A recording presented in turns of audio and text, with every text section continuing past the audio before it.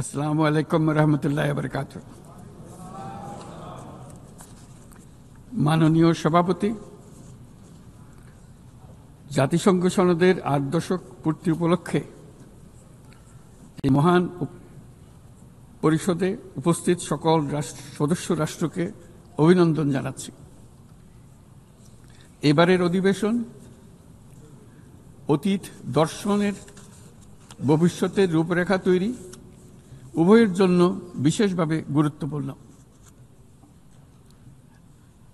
৮ দশক ধরে জাতিসংঘ ধারাবাহিকভাবে তার কর্মপরিধি সম্প্রসারিত করেছে এবং নানা ক্ষেত্রে আরো গভীরভাবে সম্পৃক্ত হয়েছে। বিশ্বশান্তি ও নিরাপত্তা, মানবাধিকার, বিশ্বব্যাপী জীবনমানের উন্নয়ন, ন্যায় বিচার, ন্যায্যতা ও সমতা প্রসারে জাতিসংঘ অনস্বীকার্যভাবে ভূমিকা রেখেছে। জাতিসংঘের কারণেই আজ বিশ্বের ১২০টি দেশের প্রায় ১৩ কোটি বিপদাপন্ন মানুষকে জরুরি খাদ্য ও মৌলিক মানবিক সহায়তা এবং ৪৫% শিশুকে টিকা প্রদান করা সম্ভব হচ্ছে। জাতিসংঘের সংস্থাগুলো বহুপাক্ষিক সহযোগিতায় বিশ্বের প্রতিটি প্রান্তে খাদ্য, বিশুদ্ধ পানি, স্যানিটেশন, টিকা এবং অন্যান্য জীবন রক্ষাকারী সেবা ও সরঞ্জামের যোগান দিয়ে দুর্দশাগ্রস্ত মানুষের পাশে দাঁড়িয়েছে। পাশাপাশি গত কয়েক দশকে আন্তঃরাষ্ট্রীয় সংঘাত নিরসন এবং বহু বৈশ্বিক চ্যালেঞ্জ মোকাবেলায় জাতিসংঘের সীমাবদ্ধতাও আমরা প্রত্যক্ষ করেছি। তবু সামগ্রিকভাবে জাতিসংঘের ভূমিকা মানব জাতির জন্য ইতিবাচক ও কল্যাণকর। মাননীয় সভাপতি, গত বছর আপনাদের এই মহান সভায় আমি দাঁড়িয়েছিলাম সদ্য গণঅভ্যুত্থান সংগঠিত একটি দেশের রূপান্তরের আকাঙ্ক্ষা আপনাদের শোনানোর জন্য। আজ এই রূপান্তরের অগ্রযাত্রায় আমরা কতটুকু অগ্রসর হতে পেরেছি তা আমি বলব। পৃথিবীর প্রতি 10 জনের মধ্যে 3 জনের নিবাস বাংলাদেশ, কিন্তু সেই কারণে অথবা ভূ রাজনৈতিকভাবে বিশ্বের একটি গুরুত্বপূর্ণ অবস্থানে বাংলাদেশ রয়েছে বলে আমাদের ইতিহাস জানার দরকার তা কিন্তু নয়, বরং এই কারণে বাংলাদেশের এই বর্ণনাটি গুরুত্বপূর্ণ যে তা সাধারণ মানুষের অসাধারণ ক্ষমতার উপর আস্থা তৈরি করবে। এই কারণে বর্ণনাটি গুরুত্বপূর্ণ, তা বিশ্বের সকল দেশের মধ্যে আশার সঞ্চার করবে। যে সংকট যত গভীরই হোক না কেন, তার নিরসন যত অসম্ভবই মনে হোক না কেন, কখনই তা উত্তরণের পথ হারিয়ে ফেলে না। মাননীয় সভাপতি, সাম্য, মানবিক মর্যাদা ও সামাজিক ন্যায় বিচারের দাবিতে এক রক্তক্ষয়ী সংগ্রামের মাধ্যমে 1971 সালে বাংলাদেশের জন্ম। কিন্তু যে অধিকার প্রতিষ্ঠার জন্য আমরা বিশাল আত্মত্যাগ করেছিলাম তা গত 5 দশকে বারবার বাধাপ্রাপ্ত হয়েছে। বারবার আমাদের ছেলে মেয়েদের নেতৃত্বে আমাদের জনগণকে অসংখ্য ত্যাগ স্বীকার করে সে অধিকারকে পুনঃপ্রতিষ্ঠিত করতে হয়েছে।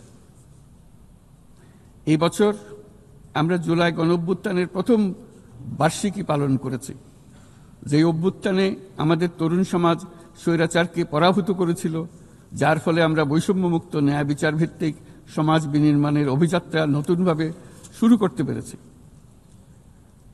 সেই বৈষম্যমুক্ত ন্যায় বিচার ভিত্তিক সমাজ বিনির্মাণের আকাঙ্ক্ষা পূরণের দায়িত্ব দেওয়া হয় আমাকে ও আমার সহকর্মীদের। ভেঙে পড়া রাষ্ট্র কাঠামোকে পুনর্গঠন করে জনগণের আকাঙ্ক্ষা পূরণের জন্য প্রয়োজন ছিল ব্যাপক প্রাতিষ্ঠানিক সংস্কারের। যে বিপুল জনসমর্থনের মাধ্যমে আমরা দায়িত্ব পেয়েছিলাম, তার প্রেক্ষাপটে আমাদের জন্য সহজ পথ ছিল নির্বাহী আদেশে সংস্কার কাজগুলো সম্পন্ন করা। কিন্তু আমরা বেছে নেই সেই কঠিন পথ, অন্তর্ভুক্তিমূলক ও টেকসই পথ। আমাদের লক্ষ্য ছিল ক্ষমতার ভারসাম্যপূর্ণ একটি গণতান্ত্রিক রাষ্ট্র কাঠামো গড়ে তোলা, যেখানে আর কোনো স্বৈরশাসকের আবির্ভাব হবে না, কোনো নির্বাচিত নেতা রাষ্ট্রের গণতান্ত্রিক স্বরূপকে ক্ষুণ্ণ করতে পারবে না, কিংবা রাষ্ট্র ও জনগণের রক্ষকরা ভক্ষকে পরিণত হতে পারবে না। শাসন ব্যবস্থা, বিচার বিভাগ, নির্বাচন ব্যবস্থা, জনপ্রশাসন, আইন শৃঙ্খলা রক্ষা, দুর্নীতি বিরোধী কার্যক্রম, নারী অধিকার সহ সকল জাতীয় গুরুত্বপূর্ণ ক্ষেত্রে প্রয়োজনীয় সংস্কার করার জন্য আমরা 11টি স্বাধীন সংস্কার কমিশন প্রতিষ্ঠা করি। কমিশনগুলি জনমত যাচাই ও গভীর পর্যালোচনা করে বিস্তারিতভাবে সংস্কার কার্যক্রম সমূহ সুপারিশ করে। এই সংস্কার সুপারিশগুলো টেকসইভাবে বাস্তবায়নের জন্য আমরা একটা জাতীয় ঐক্যমত্য কমিশন গঠন করি, যারা 30টিরও বেশি রাজনৈতিক দল ও জোটকে নিয়ে এই আলোচনায় বসে। এই কমিশনের লক্ষ্য ছিল সংস্কার প্রস্তাবগুলোর প্রতি দলমত নির্বিশেষে একটি টেকসই সামাজিক অঙ্গীকার তৈরি করা। আমাদের এই অন্তর্ভুক্তিমূলক পদক্ষেপ সফল হয়। আমরা জুলাই অভ্যুত্থানের 1 বছর পূর্তিতে রাজনৈতিক দলগুলোর সাথে একই মঞ্চে দাঁড়িয়ে সকলে মিলে জুলাই ঘোষণার মাধ্যমে এই সংস্কার কার্যক্রমের প্রতি আমাদের সময়াবদ্ধ অঙ্গীকার ব্যক্ত করি। অর্থাৎ আগামী নির্বাচনে যে দলে জনগণের সমর্থন পাক না কেন, সংস্কার কার্যক্রম বাস্তবায়নে আর কোনো অনিশ্চয়তার অবকাশ থাকবে না। আপনারা জানেন যে আগামী বছরের ফেব্রুয়ারি মাসে আমরা জাতীয় নির্বাচন অনুষ্ঠানের প্রস্তুতি নিচ্ছি। পাশাপাশি স্বচ্ছতা ও জবাবদিহিতা, আইনের শাসন নিশ্চিত করবার জন্য আমাদের নিরবচ্ছিন্নভাবে নাগরিক বান্ধব সংস্কার চালিয়ে যাচ্ছি। মাননীয়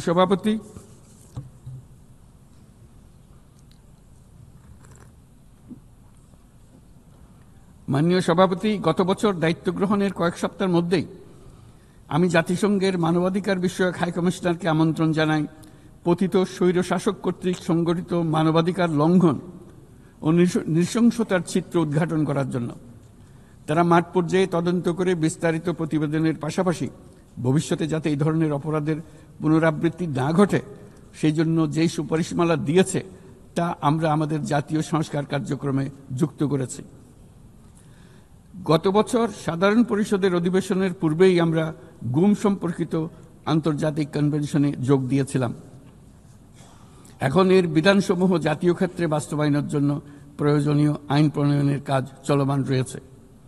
এবছর আমরা জাতিসংঘের নির্যাতন বিরোধী কনভেনশনের ঐচ্ছিক প্রটোকলে যোগ দিয়েছি এবং এর বাস্তবায়নে একটি স্বাধীন প্রতিরোধমূলক জাতীয় প্রাতিষ্ঠানিক ব্যবস্থা প্রতিষ্ঠার জন্য আমরা কাজ করছি।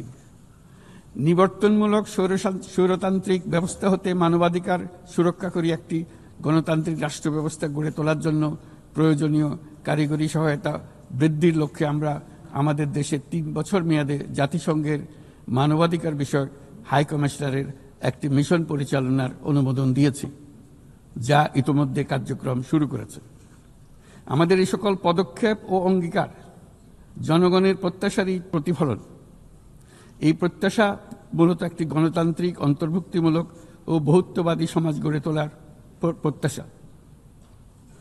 মাননীয় সভাপতি, আমাদের উন্নয়ন কৌশলের কেন্দ্রবিন্দুতে রয়েছে সুশাসন, সামাজিক অন্তর্ভুক্তি ও টেকসই উন্নয়ন। বিগত 1.5 দশকের অভিজ্ঞতায় আমরা দেখেছি যে জবাবদিহিতা ছাড়া যে কোনো উন্নয়ন ক্ষণস্থায়ী ও ভঙ্গুর। রাজনৈতিক হীনস্বার্থ ও দুর্নীতির উদ্দেশ্যে গৃহীত অবকাঠামো প্রকল্প শুধু যে অর্থনীতির উপরে চাপ বাড়ায় তা নয়, তার জনগণের কোনো কল্যাণও করে না।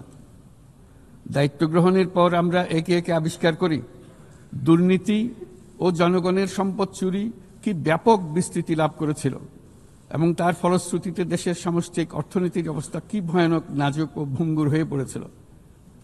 আমরা এর অবসান ঘটাচ্ছি যেন আর কখনোই উন্নয়নকে জনগণের সম্পদ আত্মসাতের অজুহাত হিসেবে ব্যবহার করা না যায়। দেশের নাজুক অর্থনৈতিক পরিস্থিতি মজবুত করতে আমরা সংস্কারমূলক কিছু কঠিন কিন্তু প্রয়োজনীয় সিদ্ধান্ত গ্রহণ করেছি। সবচেয়ে গুরুত্বপূর্ণ একটা সংস্কার হল রাজস্ব আহরণ ব্যবস্থাপনার সংস্কার। যে নীতি ও প্রণয়ন বাস্তবায়ন সংস্থাকে পৃথক করার জন্য আইন প্রণয়ন করা হয়েছে, এর মাধ্যমে স্বচ্ছতা ও জবাবদিহিতা নিশ্চিত হবে এবং রাজস্ব আহরণ বৃদ্ধি পাবে। এই উদ্যোগগুলো সদ্য সমাপ্ত FFD4 সম্মেলনে গৃহীত সেভিয়া অঙ্গীকারের সঙ্গে সামঞ্জস্যপূর্ণ। আমরা আশা করি যে বাংলাদেশে যেমন সেভিয়া অঙ্গীকারের সাথে সামঞ্জস্য রেখে সংস্কার করবার চেষ্টা করছি, তেমনি উন্নত বিশ্বেও সেভিয়ার সামষ্টিক অঙ্গীকার অনুসারে তাদের দায়িত্ব পালনে আন্তরিক হবে। একই সাথে আমরা মনে করি আন্তর্জাতিক অর্থায়ন ব্যবস্থা, বৈশ্বিক আর্থিক প্রতিষ্ঠানগুলোর সিদ্ধান্ত গ্রহণ প্রক্রিয়া ও ব্যবস্থাপনার সংস্কার, একটি অন্তর্ভুক্তিমূলক আন্তর্জাতিক কর সহযোগিতার বৈশ্বিক কাঠামো, অবৈধ আর্থিক প্রবাহ ও দুর্নীতির বিরুদ্ধে সমন্বিত বৈশ্বিক পদক্ষেপ গ্রহণ এবং অবৈধ দুর্নীতিলব্ধ অর্থ পাচারকৃত সম্পদ পুনরুদ্ধারেও আন্তর্জাতিক সহযোগিতা বৃদ্ধি অত্যন্ত গুরুত্বপূর্ণ। মাননীয় সভাপতি, দেশের পাচার হওয়া অবৈধ সম্পদ পুনরুদ্ধার করা বর্তমানে আমাদের অন্যতম শীর্ষ অগ্রাধিকার। গত 15 বছরে দুর্নীতির মাধ্যমে শত শত কোটি ডলার অবৈধভাবে বিদেশে পাচার করা হয়েছে। আমরা নিরলসভাবে এই সম্পদ ফেরত আনার চেষ্টা করছি, কিন্তু সংশ্লিষ্ট দেশগুলোর আইনি প্রক্রিয়া এবং অন্যান্য নানাবিধ প্রতিবন্ধকতার কারণে আমাদের এই প্রচেষ্টা বারে বারে বাধাগ্রস্ত হচ্ছে। সংশ্লিষ্ট দেশগুলোর দৃঢ় সদিচ্ছা ছাড়া আমরা পাচার হওয়া অবৈধ সম্পদ পুনরুদ্ধারে সফল হতে পারছি না। বিশ্বের বিদ্যমান অর্থনৈতিক ব্যবস্থা উন্নয়নশীল দেশ থেকে সম্পদের এই অবৈধ পাচারকারীদের কার্যকরীভাবে প্রতিরোধ করতে ব্যর্থ হচ্ছে। কোনো কোনো ক্ষেত্রে আন্তর্জাতিক আর্থিক প্রতিষ্ঠানগুলোর বিধিবিধানগুলো বিশ্বব্যাপী বিভিন্ন ট্যাক্স হ্যাভেনে বিপুল পরিমাণে অবৈধ অর্থ স্থানান্তরে উৎসাহিত করছে। তাই যেসব দেশ ও প্রতিষ্ঠান এই পাচারকৃত সম্পদ গচ্ছিত রাখবার সুযোগ দিচ্ছে, তাদের আমি আহ্বান জানাচ্ছি তারা যেন এই অপরাধের সঙ্গে শরিক না হয়। এই সম্পদ তার প্রকৃত মালিককে অর্থাৎ কৃষক, শ্রমিক এবং সাধারণ করদাতাদের নিকট ফিরিয়ে দেন।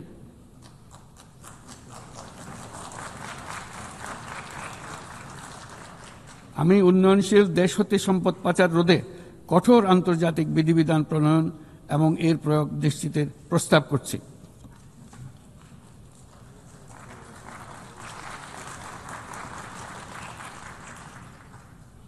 মাননীয় সভাপতি, রাজস্ব খাতের ঐতিহাসিক সংস্কারের পাশাপাশি আমরা বাজারভিত্তিক মুদ্রা বিনিময় হার চালু করেছি।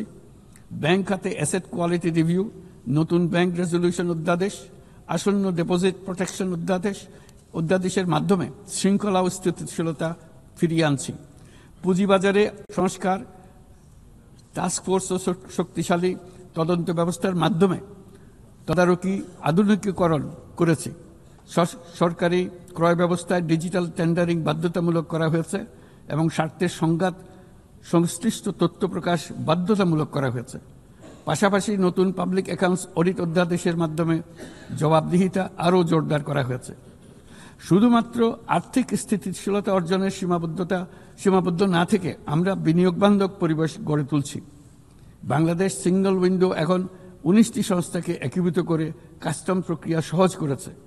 দ্রুত বাণিজ্যিক বিরোধ নিষ্পত্তির জন্য বিশেষায়িত বাণিজ্য আদালত গঠিত হয়েছে। বিনিয়োগ উন্নয়ন কর্তৃপক্ষ বা বিডা ওয়ান স্টপ সার্ভিস সাবলীলভাবে প্রদানের জন্য সমন্বয় কমিটি গঠন করেছে। নিয়ন্ত্রণ কর্তৃপক্ষগুলোকে একই ছাদের নিচে নিয়ে আসা হয়েছে এবং ভিসা ও ওয়ার্ক পারমিট প্রক্রিয়া সহজ করা হয়েছে। এফডিআই, হিটম্যাপ ও জাতীয় সেমিকন্ডাক্টর টাস্কফোর্স বিনিয়োগকারীদের কাছে উচ্চ সম্ভাবনাময় খাতগুলোর তথ্য সহজ ও স্বচ্ছভাবে তুলে ধরছে। বাণিজ্য লজিস্টিক্সেও উন্নতি ঘটেছে। চট্টগ্রাম বন্দরে গত আগস্টে কন্টেইনার হ্যান্ডলিংয়ে 27% প্রবৃদ্ধি ঘটেছে, যা দক্ষতার উল্লেখযোগ্য অগ্রগতি নির্দেশ করে। এসব উদ্যোগ অর্থনৈতিক শাসন ব্যবস্থাকে যেমন সুদৃঢ় করেছে, তেমনি বিনিয়োগকারীকেও নিরাপদ করেছে। এসব সংস্কারের ফলে বাংলাদেশ এখন টেকসই ও অন্তর্ভুক্তিমূলক বিনিয়োগ ও অর্থনৈতিক প্রবৃদ্ধির এক পর্যায়ে প্রবেশ করেছে।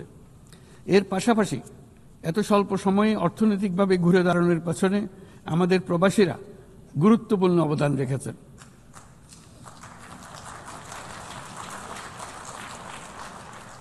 তারা বিদেশের মাটিতে কঠোর পরিশ্রম করে প্রতি মাসে দেশের রেকর্ড পরিমাণ রেমিটেন্স পাঠাচ্ছেন। শুধু বাংলাদেশেই নয়, স্বাগতিক দেশগুলোতেও তাদের বিশাল অবদান রয়েছে। তারা সেখানে বহুল চাহিদা সম্পন্ন সেবা প্রদান করছেন। এটি তাই আমাদের জন্য যেমন তেমনি স্বাগতিক দেশগুলোর জন্য সমানভাবে লাভজনক। উভয় দেশের জন্যই তা উপকারী। এই প্রসঙ্গে আমি জানাতে চাই, আমরা শ্রম অধিকার সংস্কার নিয়ে এগিয়ে যাচ্ছি। ইতিমধ্যেই স্বাধীন শ্রম সংস্কার কমিশনের সুপারিশ বাস্তবায়নে একটি কমিটি গঠিত হয়েছে।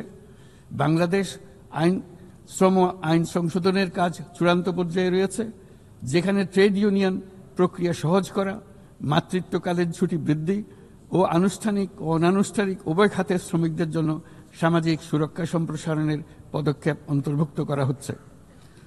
ট্রেড ইউনিয়নের জন্য অনলাইন নিবন্ধন ব্যবস্থা চালু করা হয়েছে এবং নিবন্ধন প্রক্রিয়াকে আরও সহজ করার জন্য বিষয়টি বিবেচনা করা হচ্ছে। পাশাপাশি শ্রমিকদের অধিকার সুরক্ষায় আমাদের অঙ্গীকারের নিদর্শন স্বরূপ সম্প্রতি আমরা ইসলামী সহযোগিতা সংস্থার লেবার সেন্টারের সংবিধানটি স্বাক্ষর করেছি। এই কারণেই আমরা নিরাপদ, সুশৃঙ্খল ও নিয়মিত অভিবাসনকে সমর্থন করি এবং যেসব দেশে প্রবাসী শ্রমিকরা যান সেসব দেশে তাদের জন্য সহমর্মিতা ও সুরক্ষা নিশ্চিত করার আহ্বান জানাচ্ছি। উন্নত বিশ্ব যেখানে বয়স্ক জনসংখ্যার চাপে ভুগছে, সেখানে বাংলাদেশ অতি সৌভাগ্যবান। আমাদের 60শতাংশেরও বেশি মানুষের বয়স 35 বছরের নিচে। তাই অভিবাসন প্রক্রিয়াকে সহজ করলে তা উভয় পক্ষের জন্য উপকারী হবে। তরুণ জনসংখ্যার এই সুবিধাকে কাজে লাগিয়ে আমরা উন্নত বিশ্বের শ্রম সমস্যার সমাধান ও প্রয়োজন মেটাতে সক্ষম হব। মাননীয় সভাপতি, বাংলাদেশের তরুণ প্রজন্ম ইতিমধ্যে প্রমাণ করেছে যে তারা সমাজ পরিবর্তনের চালিকা শক্তি। আমরা তাদের দক্ষতা উন্নয়নে বিনিয়োগ করছি।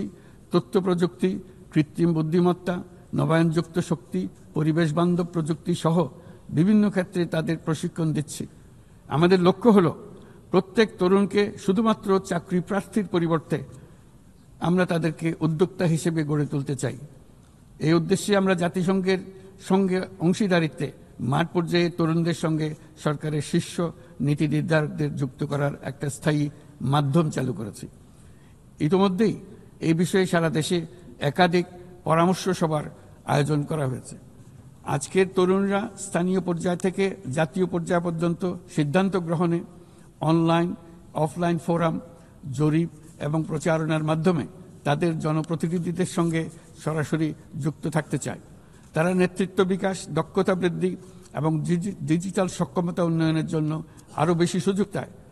তারা চায় এই প্রক্রিয়ায় জবাবদিহিতা অন্তর্ভুক্ত থাকুক, নিয়মিত অগ্রগতি প্রতিবেদন এবং অব্যাহত সংলাপের প্রতিশ্রুতি থাকুক। সর্বোপরি প্রক্রিয়াটি হোক অন্তর্ভুক্তিমূলক, যাতে নারী, সংখ্যালঘু সম্প্রদায়, প্রতিবন্ধী, প্রান্তিক জনগোষ্ঠী সকলের অংশগ্রহণ ও নেতৃত্বের সমান সুযোগ থাকে। তরুণদের নিয়ে পরিকল্পনার ক্ষেত্রে এই বছরটি বিশেষভাবে গুরুত্বপূর্ণ, কারণ এই বছর আমরা বিশ্ব যুব পরিকল্পনায় 30তম বার্ষিকী পালন করছি। শুধু বর্তমান প্রজন্মের তরুণদের চ্যালেঞ্জ নয়, এই বছর তাই ভবিষ্যতেও তারা যে সংকট ও সমস্যার মুখোমুখি হবে তা অনুধাবন করে তার সম্ভাব্য সমাধান খুঁজে বের করারও সুযোগ এনে দিয়েছে। দ্রুত পরিবর্তনশীল প্রযুক্তির এই যুগে উন্নয়নশীল বিশ্বের তরুণদের জন্য আরও গভীর এক ডিজিটাল বিভাজন তৈরি হওয়ার ঝুঁকি আজ আমাদের একটি বড় উদ্বেগ। কোয়ান্টাম কম্পিউটিং, কৃত্রিম বুদ্ধিমত্তা, ভাষাভিত্তিক বৃহৎ মডেল কিংবা আধুনিক যোগাযোগ ব্যবস্থা, এইসব প্রযুক্তি যেন তাই পক্ষপাতদুষ্ট না হয় এবং এর সুফল যেন ন্যায্যভাবে সবার কাছে পৌঁছায়, তা আজ আমাদের নিশ্চিত করতে হবে। অন্যথায় বিশ্বব্যাপী এমন একটি প্রজন্ম তৈরি হবার ঝুঁকি রয়েছে যারা নিজেদেরকে বঞ্চিত, প্রান্তিক, অন্যায় অবিচারের শিকার হিসেবে বিবেচনা করবে। তারা সকল ধরনের ক্ষতিকারক প্রলোভনের সহজ লক্ষ্যবস্তুতে পরিণত হবে। আমরা মনে করি প্রযুক্তিগত উন্নয়নের সুফল বিশ্বব্যাপী ছড়িয়ে দিয়ে তরুণদের ঝুঁকিমুক্ত রাখার জন্য শুধু প্রযুক্তিগত উদ্ভাবন যথেষ্ট নয়, প্রয়োজন সামাজিক উদ্বোধন। আমরা প্রায় অর্ধ শতাব্দী আগে ক্ষুদ্র ঋণের ধারণা নিয়ে এসেছিলাম। তখন সেটি ছিল প্রথাগত ধারণার বিরুদ্ধে এক বৈপ্লবিক নিরীক্ষা, কিন্তু আজ বিশ্বব্যাপী তা মূলধারার হাতিয়ার হিসেবে স্বীকৃত। ক্ষুদ্র ঋণ লক্ষ লক্ষ মানুষকে দারিদ্র্য থেকে মুক্ত করেছে। উদাহরণস্বরূপ, এমনকি মার্কিন যুক্তরাষ্ট্রে গ্রামীণ আমেরিকা বছরে এখন এখন সব মিলিয়ে $6 বিলিয়ন উপর ঋণ নিম্ন আয়ের নারী উদ্যোক্তাদের মধ্যে বিতরণ করেছে এবং এর প্রায় শতভাগ নিয়মিতভাবে পরিশোধ করে যাচ্ছে। বাংলাদেশ ও বিশ্বজুড়ে আজ সামাজিক ব্যবসার যে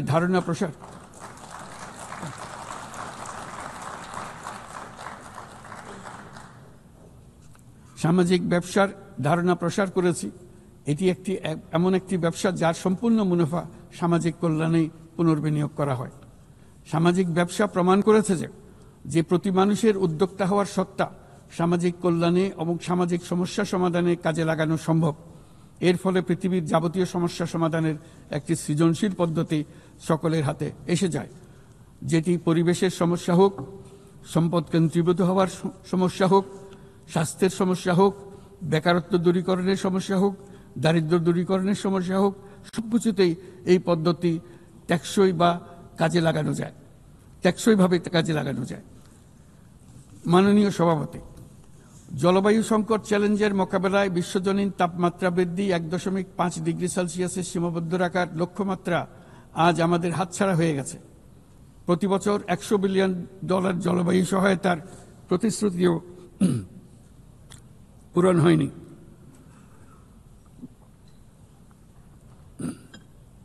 বরং যে ক্ষুদ্র অঙ্কের অর্থ বরাদ্দ হয়ে থাকে তাও কাগজে কলমে দেখানো হচ্ছে বহুগুণ হিসেবে। এটি সম্পূর্ণ অগ্রহণযোগ্য। আমাদের সন্তানদের ভবিষ্যতের জন্য এখনই কার্যকর ব্যবস্থা নিতে হবে। লস অ্যান্ড ড্যামেজ ফান্ড পুরোপুরি চালু করতে হবে। জলবায়ুর পরিবর্তনের বিরূপ প্রতিক্রিয়া প্রশমনের উদ্যোগ যেমন বাড়াতে হবে, তেমনি অভিযোজনেও সমান গুরুত্ব দিতে হবে। আর অভিযোজন প্রচেষ্টা হতে হবে দেশজ, স্থানীয়ভাবে নির্ধারিত এবং স্থানীয়ভাবে পরিচালিত। বাংলাদেশ ইতিমধ্যে স্থানীয়ভাবে সংবেদনশীল অভিযোজনের নীতিকে মূল ভিত্তি হিসেবে গ্রহণ করেছে।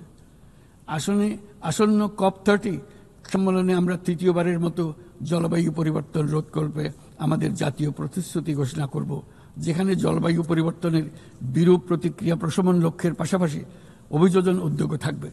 বিশেষ গুরুত্ব পাবে ম্যানগ্রোভ বনাঞ্চল রক্ষা, জলাভূমি পুনরুদ্ধার করা। একই সঙ্গে আমরা আশা করি যে বৈশ্বিক সম্প্রদায়, বিশেষ করে উচ্চ কার্বন নিঃসরণকারী দেশগুলো তাদের দায়িত্বটুকু আন্তরিকভাবে পালন করবে।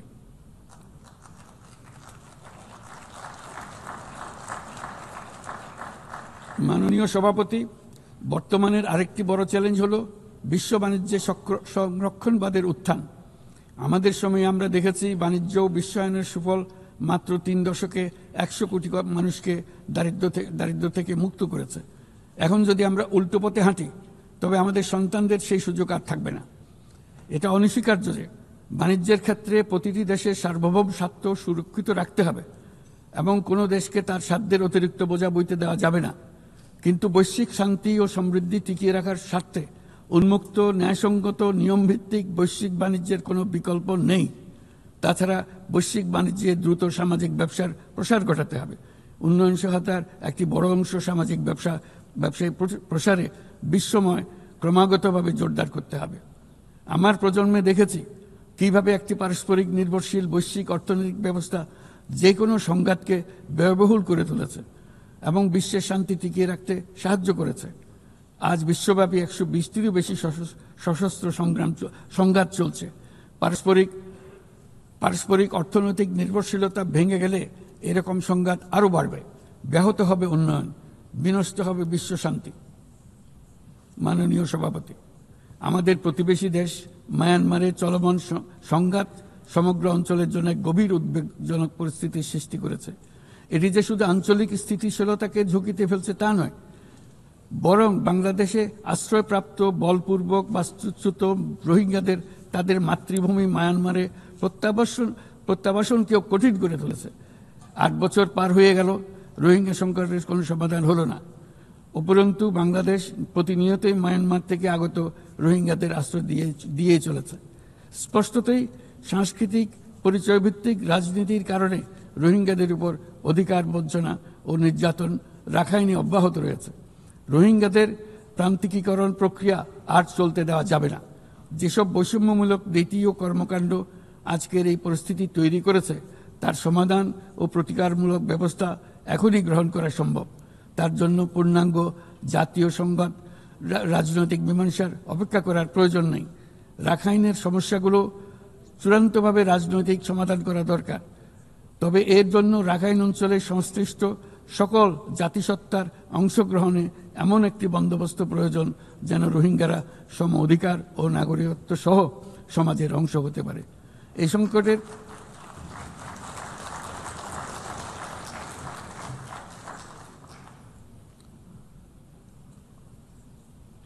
এই সংকটের সবচেয়ে বড় ভুক্তভোগী রোহিঙ্গারা, আর তাদের পরে বৃহত্তম ভুক্তভোগী হলো বাংলাদেশ। তবে আমাদের মনে রাখতে হবে যে রোহিঙ্গা সংকট কোনোভাবেই মায়ানমারের সঙ্গে বাংলাদেশের কোনো দ্বিপাক্ষিক বিষয় নয়, বরং আমরা শুধু একটি দায়িত্বশীল প্রতিবেশী এবং আন্তর্জাতিক সম্প্রদায়ের দায়িত্বশীল সদস্য হিসেবে আমাদের দায়িত্ব পালন করে যাচ্ছি। কিন্তু তহবিল সংকটের কারণে আজকে রোহিঙ্গা ক্যাম্পগুলোতে ন্যূনতম জীবনমান বজায় রাখার আমাদের যৌথ প্রয়াসও ভেঙে পড়ার উপক্রম হয়েছে। বিশ্ব খাদ্য কর্মসূচি তাদের জরুরি সহায়তা কার্যক্রমে মারাত্মক তহবিল ঘাটতির বিষয়ে ইতোমধ্যে সতর্ক করে দিয়েছে আমাদেরকে। অবিলম্বে নতুন তহবিল না এলে মাসিক রেশন অর্ধেকে নামিয়ে এনে মাথাপিছু মাত্র $6 নামিয়ে আনতে বাধ্য হবে, যা রোহিঙ্গাদের অনাহার ও অপুষ্টিতে নিমজ্জিত করবে, যা তাদেরকে আগ্রাসী কোনো পদক্ষেপ নিতে বাধ্য করবে। তহবিলের অতিরিক্ত কাটছাট হলে তা নিঃসন্দেহে সুরক্ষা ও নিরাপত্তা ঝুঁকি বহুগুণ বৃদ্ধি করবে, যা ক্যাম্পের সীমানা ছাড়িয়ে যেতে পারে। তাই আমি বিদ্যমান দাতাদের সাহায্য বাড়াতে এবং সম্ভাব্য নতুন দাতাদের অনুদান প্রদানের আহ্বান জানাচ্ছি, যাতে এই বিপর্যয়কর পরিস্থিতি এড়ানো যায়। মানবিক সহায়তার জন্য নতুন ও বর্ধিত তহবিলের বাইরে আন্তর্জাতিক সম্প্রদায়কে অবশ্যই মায়ানমার সরকার এবং রাখাইনের অন্যান্য অংশীদারদের উপর ইতিবাচক পরিবর্তন ও দ্রুত রাজনৈতিক সমাধানের জন্য চাপ প্রয়োগ করতে হবে। অন্যান্য প্রতিবেশী দেশগুলোকেও তাদের দায়িত্ব পালন করতে হবে। রাখাইনে স্থিতিশীলতা আনতে আন্তর্জাতিক সম্প্রদায়ের যে কোনো যৌথ প্রচেষ্টায় সহযোগিতা দিতে বাংলাদেশ সর্বদা প্রস্তুত। আমরা আশা করি আগামী 30 সেপ্টেম্বরের উচ্চ পর্যায়ের সম্মেলন বিশ্বব্যাপী দৃঢ় সংকল্প তৈরি করবে এবং রোহিঙ্গাদের জন্য বাস্তবসম্মত আন্তর্জাতিক সহায়তা নিশ্চিত করবে, যেখানে তহবিল সংগ্রহ সর্বোচ্চ অগ্রাধিকার পাবে। একই সঙ্গে আন্তর্জাতিকভাবে একটি রোডম্যাপ গৃহীত হবে এবং সময়বদ্ধ কর্মপরিকল্পনা গ্রহণের মাধ্যমে রোহিঙ্গা সংকটের স্থায়ী সমাধান খুঁজে পাওয়া সম্ভব হবে। মাননীয় সভাপতি, শুধু মায়ানমার নয়, এবছর আমরা পৃথিবীর প্রায় প্রতিটি প্রান্তেই সংঘাত প্রত্যক্ষ করেছি। ইউরোপ, দক্ষিণ এশিয়া, মধ্যপ্রাচ্য, বিশ্বের সবচেয়ে ঘনবসতিপূর্ণ অঞ্চলে আমরা বাস করি। বিশ্বের আর কোনো অঞ্চলে এত সংখ্যক পারমাণবিক অস্ত্রধারী রাষ্ট্র এত অল্প দূরত্বে অবস্থান করছে না। তাই নিরস্ত্রীকরণ, পারমাণবিক অস্ত্রের বিস্তার রোধের গুরুত্ব আমরা গভীরভাবে উপলব্ধি করতে পারি। আমরা সময়ের সঙ্গে দুর্বল হয়ে পড়া বৈশ্বিক অস্ত্র নিয়ন্ত্রণ চুক্তিগুলোকে পুনর্জীবিত করার জন্য জোর দাবি জানাচ্ছি। বিশেষ করে মধ্যপ্রাচ্য ও দক্ষিণ এশিয়ায় পারমাণবিক অস্ত্রমুক্ত অঞ্চল প্রতিষ্ঠার আহ্বান জানাচ্ছি। একই সঙ্গে আমরা পূর্ণ স্বচ্ছতার সঙ্গে শান্তিপূর্ণভাবে পারমাণবিক শক্তি ব্যবহারের যে অধিকার প্রতিটি রাষ্ট্রের রয়েছে তার প্রতি পূর্ণ সমর্থন জানাচ্ছি। একটি দায়িত্বশীল দেশ হিসেবে আমাদের প্রথম পারমাণবিক বিদ্যুৎ কেন্দ্র চালু করার আগেই এই বছর আমরা আন্তর্জাতিক পরমাণু শক্তি সংস্থার আওতাধীন পরমাণু নিরাপত্তা ও বর্জ্য ব্যবস্থাপনা সম্পর্কিত যৌথ কনভেনশনে যোগদান করেছি। এই যোগদানের মাধ্যমে সর্বোচ্চ মানের পারমাণবিক নিরাপত্তা ও স্বচ্ছতার প্রতি আমরা আমাদের প্রতিশ্রুতি পুনর্ব্যক্ত করছি। মাননীয় সভাপতি, আমি সবসময় মানুষকে আশার বাণী শুনিয়েছি, কখনো ভয় দেখিয়ে কিছু করা আমি সমর্থন করিনি, কিন্তু আজ আমাকে সেখান থেকে সরে এসে ভয়ঙ্কর কিছু কথা বলতে হচ্ছে। আজ আমি সতর্ক করছি, চরম জাতীয়তাবাদ, অন্যের ক্ষতি হয় এমন ভূ রাজনীতি এবং অন্যের দুর্ভোগ ও পীড়নের প্রতি ওদেশশূন্য বহু দশকের পরিশ্রমে আমরা যে অগ্রগতি অর্জন করেছি তা ধ্বংস করে দিচ্ছে। এর সবচেয়ে মর্মান্তিক চিত্র আমরা দেখেছি গাজায়। শিশুরা না খেয়ে অকাল মৃত্যুবরণ করছে, বেসামরিক জনগোষ্ঠীকে নির্বিচারে হত্যা করছে, হাসপাতাল, স্কুল সহ একটা গোটা জনপদ নিশ্চিহ্ন করে দিচ্ছে। জাতিসংঘের স্বাধীন তদন্ত কমিশনের সাথে আমরাও একমত যে আমাদের চোখের সামনেই একটি নির্বিচার গণহত্যা সংঘটিত হচ্ছে। আমাদের দুর্ভাগ্য যে মানব জাতির পক্ষ থেকে এর অবসানে আমরা সর্বোচ্চ চেষ্টা করছি না এখনো। এই অবস্থা চলতে থাকলে ভবিষ্যৎ প্রজন্ম ও ইতিহাস আমাদেরকে ক্ষমা করবে না।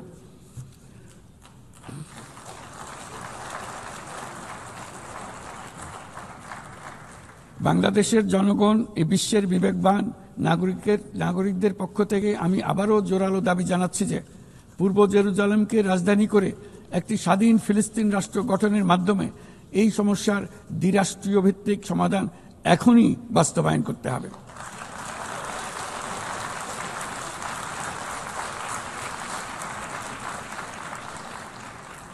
শুধুমাত্র 1967 সালের পূর্বের সীমারেখার ভিত্তিতে যেখানে ইসরায়েল ও ফিলিস্তিনি শান্তিপূর্ণ সহাবস্থানে থাকবে তখনই ন্যায় বিচার সম্পূর্ণভাবে কার্যকর হবে।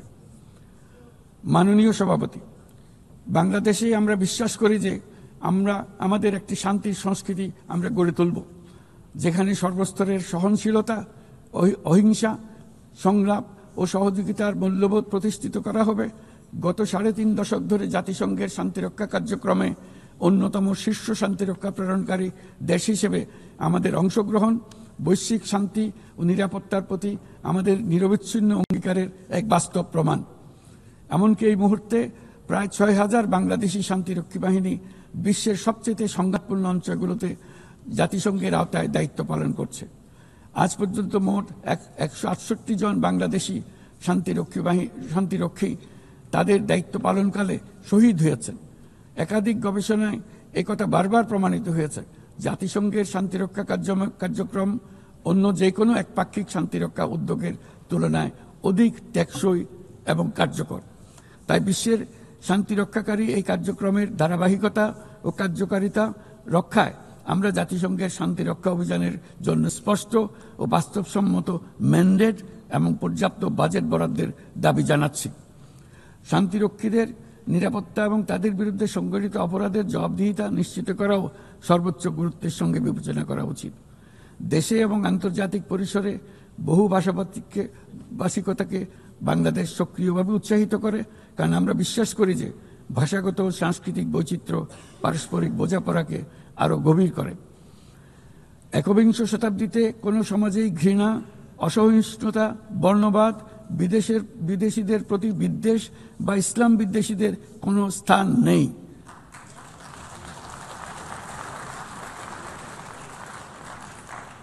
অথচ বর্তমানে বিভ্রান্তিমূলক প্রচারণা, ঘৃণাত্মক বক্তব্য গুরুতর উদ্বেগের বিষয় হয়ে দাঁড়িয়েছে।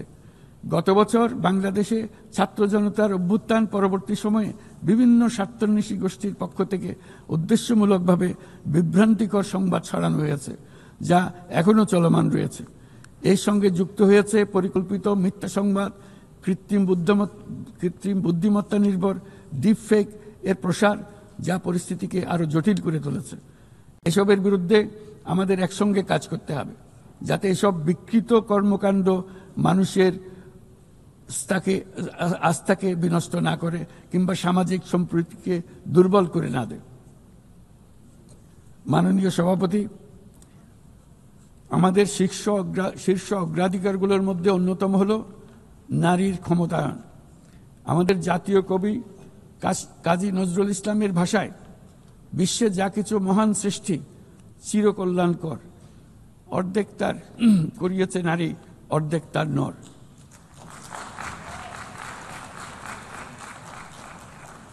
প্রকৃতপক্ষে বর্তমান বিশ্বে অনেক গুরুত্বপূর্ণ ক্ষেত্রে নারীদের অবদান অর্ধেকেরও বেশি। এই মাসে বাংলাদেশে প্রথমবারের মতো unpaid household production satellite account জরিপ প্রকাশিত হয়েছে। সেখানে দেখা যায় যে অবৈতনিক পরিচর্যা ও গৃহস্থালী কাজে শতকরা 85% বেশি কাজ নারীরা একাই করে থাকেন, যার অর্থমূল্য আমাদের স্থূল দেশজ উৎপাদনের প্রায় 16%। বহু প্রতিকূলতা সত্ত্বেও আজ আমাদের মেয়েরা শ্রেণীকক্ষ থেকে বোর্ডরুম, গবেষণাগার থেকে ক্রীড়াঙ্গন সবখানে বাধা অতিক্রম করে সফল হচ্ছে। সম্প্রতি আমাদের নারী ফুটবল দল আঞ্চলিক চ্যাম্পিয়নশিপ জিতেছে। আন্তঃএশীয় প্রতিযোগিতার জন্য উত্তীর্ণ হয়েছে এবং সারা দেশের লাখো মানুষকে অনুপ্রাণিত করে চলেছে। নারীর নিরাপত্তা ও মর্যাদা এবং সমান সুযোগ সুনিশ্চিত করার জন্য আমার সরকার প্রচেষ্টা অব্যাহত রয়েছে। এই বছর আমরা বেইজিং ঘোষণাপত্রের ৩০তম বার্ষিকী উদযাপন করছি। এই উপলক্ষে নারীর ক্ষমতায়নে আমাদের অঙ্গীকারকে আরও জোরদার করতে আমরা বেইজিং +30 অ্যাকশন এজেন্ডা এর অধীনে আগামী 5 বছরে বাস্তবায়নের লক্ষ্য নিয়ে 4টি জাতীয় প্রতিশ্রুতি ঘোষণা করেছি।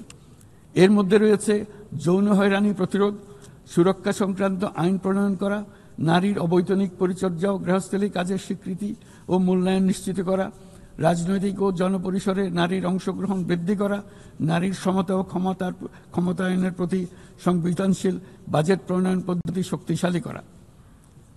মাননীয় সভাপতি, বাংলাদেশ পারস্পরিক শ্রদ্ধা, স্বচ্ছতা এবং কল্যাণের ভিত্তিতে আঞ্চলিক সহযোগিতায় অঙ্গীকারবদ্ধ।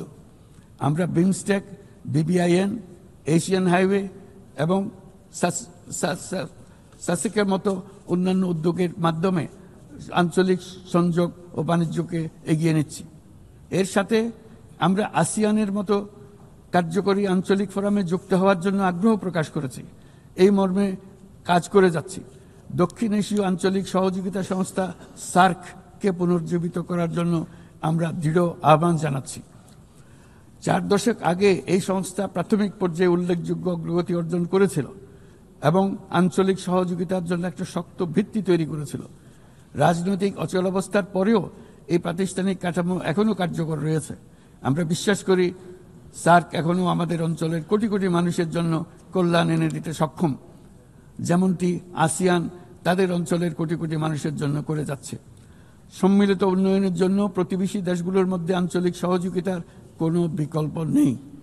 একই সাথে অভিন্ন প্রাকৃতিক সম্পদের ব্যবহারে ন্যায্যতা ও সহমর্মিতার চর্চা করা একান্ত প্রয়োজন। প্রাকৃতিক সম্পদের ব্যবহার নিয়ে শান্তিপূর্ণ আঞ্চলিক সহযোগিতায় বাংলাদেশ দৃঢ়ভাবে অঙ্গীকারবদ্ধ। তাই প্রথম দক্ষিণ এশিয়া দেশ হিসেবে সম্প্রতি আমরা জাতিসংঘের পানি সংক্রান্ত কনভেনশনে যোগ দিয়েছি। মাননীয় সভাপতি, শতাব্দীর পর শতাব্দী ধরে রাজনৈতিক শোষণ, সম্পদ লুণ্ঠন, কাঠামোগত বৈষম্য আজকের অসম উন্নয়নের বাস্তবতা তৈরি করে গিয়েছে। আজ থেকে 1 দশক পূর্বে আমরা যখন এজেন্ডা 2030 অর্জনে একমত হয়েছিলাম, তখন আমরা পথ পরিবর্তন করে সঠিক লক্ষ্যে এগিয়ে যাওয়া নিয়ে আশাবাদী হয়েছিলাম। কিন্তু আজকের বাস্তবতা হলো টেকসই উন্নয়নের অভিষ্ট বাস্তবায়নের যে অগ্রগতি কাম্য ছিল তা মারাত্মকভাবে পিছিয়ে পড়েছে। উন্নয়নে অর্থায়নের ঘাটতি ক্রমশ বাড়ছে। উন্নয়ন সহায়তার প্রবাহ কমছে। আমরা দাতার দেশসমূহকে এই প্রবণতা থেকে বেরিয়ে এসে তাদের অঙ্গীকার পূরণ করতে আহ্বান জানাচ্ছি। আমরা স্বল্পোন্নত দেশ হতে উন্নয়নশীল দেশ হিসেবে উত্তরণের প্রক্রিয়ায় আছি। আমাদের মসৃণ ও টেকসই উত্তরণ নিশ্চিত করতে আন্তর্জাতিক সম্প্রদায়ের, বিশেষ করে জাতিসংঘের সংশ্লিষ্ট সংস্থাসমূহের সহযোগিতা অত্যন্ত জরুরি। তাদের সাহায্য সহায়তা আমরা কামনা করছি। এ বিষয়ে OHRLS সহ সংশ্লিষ্ট সংস্থাসমূহের কার্যক্রমকে সাধুবাদ জানাই। স্বল্পোন্নত দেশসমূহ এবং ঝুঁকিতে থাকা অন্যান্য দেশগুলোর প্রতি আমাদের কার্যকর সহযোগিতা প্রদানের জন্য আমরা আমাদের দপ্তরকে আরও শক্তিশালী করার আহ্বান জানাচ্ছি। একই সঙ্গে অনুদান ও ঋণের পাশাপাশি সরকারি ও বেসরকারি উদ্যোগে সামাজিক ব্যবসা খাতকে বিপুলভাবে এগিয়ে দিয়ে যাওয়ার জন্য আহ্বান জানাচ্ছি। এই নতুন পদ্ধতি দাতা ও গ্রহীতা উভয় দেশের জন্য মঙ্গলজনক হবে এবং উৎসাহব্যঞ্জক হবে। সৃজনশীলতার অতি উচ্চ পর্যায়ে যেতে আমাদের সহায়ক হবে। মাননীয় সভাপতি, বাংলাদেশের অগ্রগতি উন্নয়নের অভিযাত্রায় জাতিসংঘের অবদানকে আমরা সাধুবাদ জানাই। বিশ্বশান্তি ও নিরাপত্তা উন্নয়ন, মানবাধিকার, জাতিসংঘের এই 3টি স্তম্ভের প্রতি আমরা পূর্ণ আস্থা পুনর্ব্যক্ত করছি। আমার বক্তব্যের শুরুতেই আমি বলেছিলাম যে আজ 8 দশকে জাতিসংঘ বারবার দেখিয়েছে যে বহুপাক্ষিক কূটনীতি মানব জাতিকে আরও ভালোভাবে একসঙ্গে বেঁচে থাকার সহায়তা করে।